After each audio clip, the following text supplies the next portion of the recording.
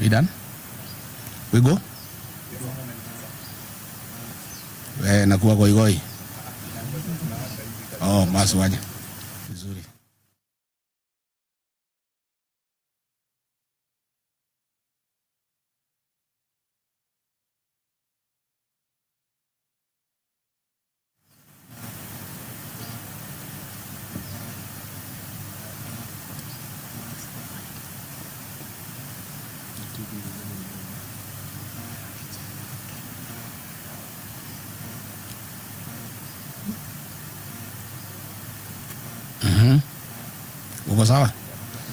Thank you.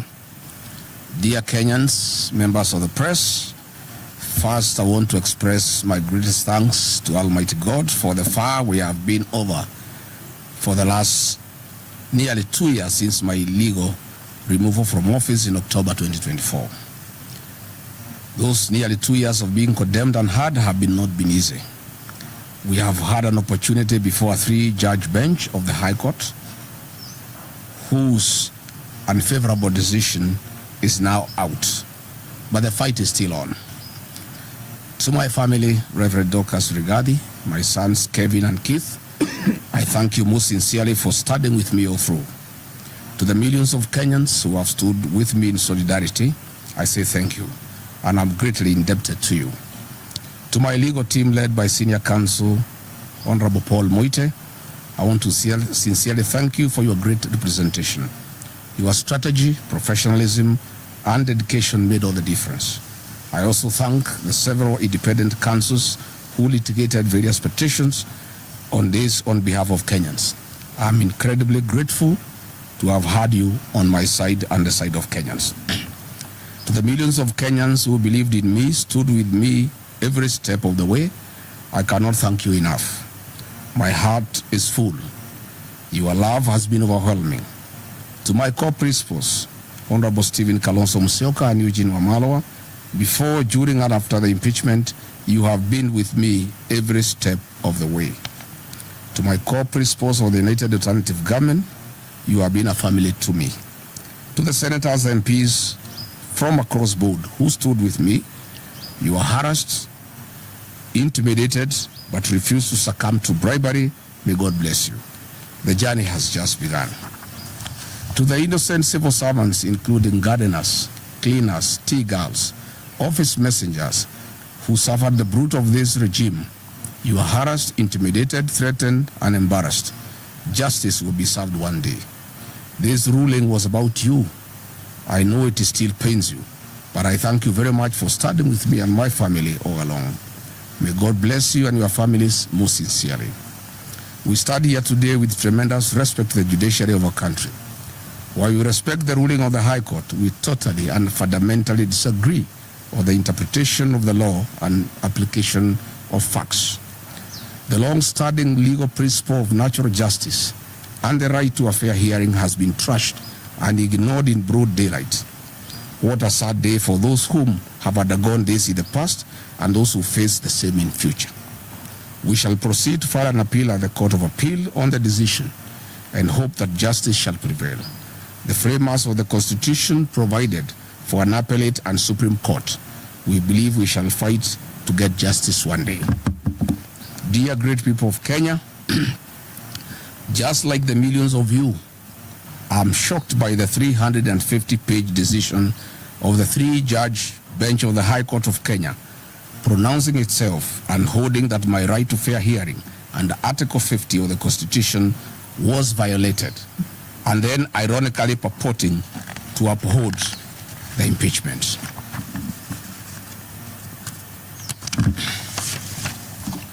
It is lost on all of us how the actions and decisions of Parliament, categorically determined by the 3-judge bench as unconstitutional and a product of an unfair process, can then be deemed valid by the same bench.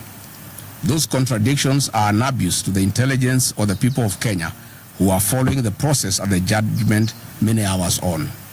The fundamental right to fair hearing, guaranteed under Article 50 of the Constitution, determined to have been violated, is amongst a set of constitutional provisions protective of every Kenyan facing any accusation. Article 25 of our Constitution provides rights that are non-derogable. They cannot be limited under any circumstances. At the core is the provision to fair trial. The right to fair hearing bound by Article 50, and in regard to the process, Article 47 demands fair process requiring mandatory fair hearing. We strongly observe that the impeachment process was found faulty by the three-judge bench for failure to respect my right to fair hearing in the violation of Article 25, 47, and 50 of the Constitution. Once that determination was made, the entire process collapsed and was null and void. There was no impeachment. There was a constitutional coup and abuse to the people of independent Kenya. The three-judge bench was obligated by operation of the law on determination or violation of the Constitution to set aside the impeachment. The decision by the bench to then purport to uphold the impeachment in the face of its decision or violation of the Constitution is in itself a violation and derogation of its responsibility under Article 165. Decisions made in violation of the Constitutions are null and void. Lord Denning in McFoy declared that if an act is void, then it is, in law, a nullity. It is not only bad, but incurably bad. You cannot put something on nothing and expect it to stay there. It will collapse. How then would a three-judge bench argued that the non-derogable right to fair trial was violation in the impeachment process? Then they turned around and tell the Kenyan people that regardless, the impeachment was valid. What a paradox. Dear Kenyans, we recall that on 31st October 2024, while setting aside conservatory orders issued by the High Court, this very bench gave an undertaking in open court that there did not exist any violation without remedy or outside the reach of the court. They further argued that in the event and as a consequence of setting aside the protective conservatory orders, they determined that if the impeachment process was unconstitutional, they would reverse any actions and decisions taken pursuant to the impeachment. The Attorney General gave the same undertaking through counsel Professor Rigathi Gachagua Emeritus. 2 weeks ago, the Honorable Justice Ogola, the presiding judge, categorically stated that the petitioners could not restrain it on the remedies on finding of the unconstitutionality of the impeachment, including the possible reinstatement as a deputy president. Further, on seeking of conservatory orders initially, the High Court insisted that petitioners should allow the parliamentary process to complete, since any decision would be amenable to judicial review. It is then astonishing that in this judgment, after pronouncing itself and determining that the impeachment process violated my right to fair hearing, the three-judge bench purported to hold that the impeachment was nevertheless valid and permanent. In yet another paradoxical determination, the bench decided that the Senate failed to follow expected constitutional impeachment process by refusing to use a required select committee. The Senate instead moved directly to plenary. Then, for no determined reason, in a single sentence, claimed to be bound by the Supreme Court decision in Sonko case, which was in regard to impeachment of a governor, and which decision the bench went on to distinguish. This was exceptionally incomprehensible.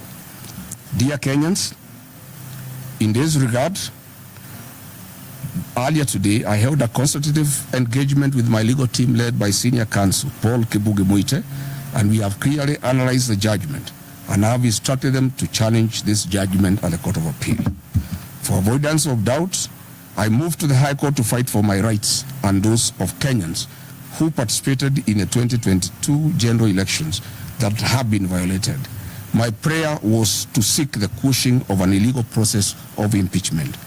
It is only after the determination of illegality, as has already happened, and setting aside of the impeachment, as should have happened, we were to consider asking for damages for constitutional violations. The 50 million Kenya shillings awarded to me is an insult to my fundamental rights and freedoms and a mockery of the Constitution. We are not interested. Money was never the issue here. Justice and constitutional supremacy was. I am one Kenyan leader who will not and cannot be swayed by promises of money to allow violation of the Constitution. I stand as a matter of principle to protect constitutional rights and defend the Constitution. This is an oath that I sow, and Kenyans know me for that. If I was interested in money, Mr. William Ruto had offered me 2 billion Kenya shillings in an effort to entice me avoid impeachment and choose resignation. But I stood for my rights and that of over 7 million Kenyans who voted for me. I rejected this offer and faced the National Assembly. This is in public domain. No offer, no amount of money can stand between me, my rights, and the rights of the citizens of Kenya under the Constitution. So if I could reject 2 billion, offering me 50 million is a serious joke. And our retired principal called me last night, listening to the judgment, that my rights were violated, but if the impeachment is vacated, there will be a constitutional crisis because there will be 2 deputy presidents. And this lady who has gone to school summarized the whole argument in a very simple manner. She told me it was like a man who wants to take your wife and organizes with the police to prefer false charges against you, connives with the magistrate to have you imprisoned so that he can take your wife. And then you are imprisoned without undergoing fair trial. While serving your sentence, you move to the High Court to challenge the imprisonment. And the judge of the High Court comes to the conclusion that the imprisonment was unfair, it was wrong, because he was not given fair hearing. Then the judge goes to pronounce that he is unable to release the prisoner because in his absence, his wife was married by another man. And if he releases that man to go back home, there will be a crisis in the village because there will be 2 husbands. And then he tells the prisoner, let me look for some little money to give you, continue staying in prison so that the men who took your wife can continue enjoying in your matrimonial home. Fellow Kenyans, my supporters and Kenyans from across the country have reached out to me. They are enraged, bitter, and apprehensive about the false narratives being spread by the state that I'm ineligible to run for office as President of the Republic of Kenya. This is a desperate and false propaganda by those terrified of my candidature. William Ruto knows Rigathi Gachagua is the man to send him home. And those around him are terrified of my candidature. That is why we had this very, very embarrassing judgment yesterday of finding that my right to fair trial was violated, but then the impeachment cannot be lifted. This is a desperate and false propaganda by those terrified of my candidature. Article 99, Sub-Article 3 of our Constitution provides in clear and ambiguous terms that no reason, no person shall be barred from vying as a candidate in any election unless and until all avenues of appeal are exhausted. This erroneous judgment of the bench previously determined by the Court of Appeal have been unlawfully empaneled has taken nearly 2 years. And that was just the initial stage of the appellate process. I will be vindicated by the Court of Appeal, hopefully, once again, with a further protection at the Supreme Court still in my hand. I wish to confirm to my supporters across the country that I'm eligible to vie as a presidential candidate and I will be on the ballot on the 10th of August 2027 should the formula that will be agreed upon by the United Alternative Government favor me as a single presidential candidate. When I was hounded out of office in October 2024, I retreated to my village in Wamunyoro and held consultative engagements with the people of Kenya for 4 months, including men, women, millennials, Gen Zs, the clergy, lay Christians, professionals, business people, retired civil servants, and opinion leaders. And after exhaustive consultations for 4 months, talking to more than 15,000 people, I was instructed to form a political party, solidify Mount Kenya political base, and look for friends across the country. This I have successfully done. The mountain is united to a man, and we now have arguably the most popular political party in the country, DCP. My support base is consolidated in totality, and I have looked for friends across the country. My supporters have now instructed me urgently to embark on the implementation of our joint strategic stance from the Wamanyoro residents for a period of 45 days.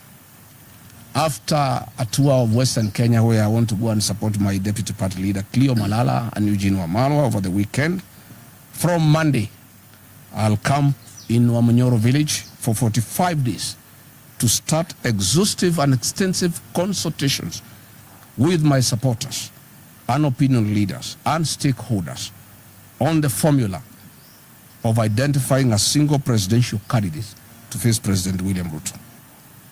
Following the High Court ruling, my 60-member caucus of elders and professionals, including the clergy and the youth who advise me on political, social, and economic issues on a daily basis, held a virtual meeting last night following the judgment that was reached by the 3 judges. And now they have instructed me as follows: that the work of political mobilization to remove President William Ruto from office is complete, and there is no need for further political mobilization. They have now tasked me to engage of what in their view is of utmost priority: the identification of a single presidential candidate to face President William Ruto. They have asked me to move to Wamanyoro and meet stakeholders, opinion leaders, and all the people who matter in our political formation to seek their mandate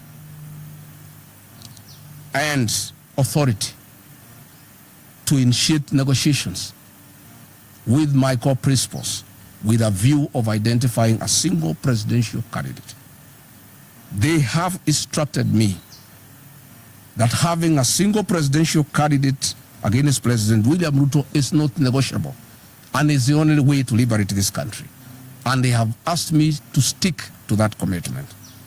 And I therefore want to assure the people of Kenya that Rigathi Gachagua, on instructions from his supporters, who are in millions, nearly 10 million people, who will lead from the front to identify a single presidential candidate to face President William Ruto. From our corner, we have 2 plans, Plan A and B, that we shall discuss with the stakeholders for 45 days. You will not see me anywhere in public rallies. I will be in Wamanyoro, doing very, very serious, extensive consultations, because this is critical for the country. It's extremely critical for the country. We have 2 plans. Plan A is to mobilize support from across the country in the event that my colleagues and the formula we shall agree on favor me as a presidential flag bearer. Plan B, in the event that the formula does not favor me as a single presidential candidate, to get mandate from my supporters to, jointly with the other core principles, identify a single presidential flag bearer to face President William Ruto. I want to reiterate and firmly state to the people of Kenya that I remain committed to work with my colleagues in the United Alternative Government towards the cause of a single presidential flag bearer. I remain hopeful that I will be that candidate for the election of the presidency. I have the capacity and the muscle, I have the infrastructure and the presidential experience, I have the necessary networks and great mobilization capacity, numbers behind me, and a very good strategy for the presidential campaign. However, if any of my other colleagues is agreed upon, I give a very firm commitment to the people of Kenya that I, Rigathi Gachagua, and 10 million supporters behind me, we shall rally behind the agreed candidate to a man, and I, Rigathi Gachagua, will lead the presidential campaign, and I will lead in the political mobilization that has never been seen in the history of independent Kenya to make William Ruto a one-term president and restore the Kenyan nation and save the Kenyan nation from corruption, conflict of interest, state capture, erosion of democracy, extrajudicial killings, wanton sale of public assets, and the embarrassment that our country has faced for meddling in our foreign policy. I want to say we must get back our nation. I want to say that Kenyans have lost far too much to be quantified, and we cannot lose more. Kwa hivyo mimi nataka kuhakikishia Wakenya ya kwamba safari ya kutafuta kiongozi mmoja wa kupingana na William Ruto imeanza, na Rigathi Gachagua ndio ataongoza, and I'll do whatever it takes to mobilize my colleagues, to persuade them, to make it possible to have one single presidential candidate. And I want to tell William Ruto and his supporters, it is I, Rigathi Gachagua, who mobilized 4 million votes to make him president. I will mobilize 10 million voters to take him home. And I also want to confirm to him and his supporters, much as they despise me, I made him president with my supporters. I and my supporters can make another Kenyan president. That they must know. And they must stop having entitlement. The fact that I and my supporters supported him then gives me no obligation to feel ashamed that we shall not vote for him.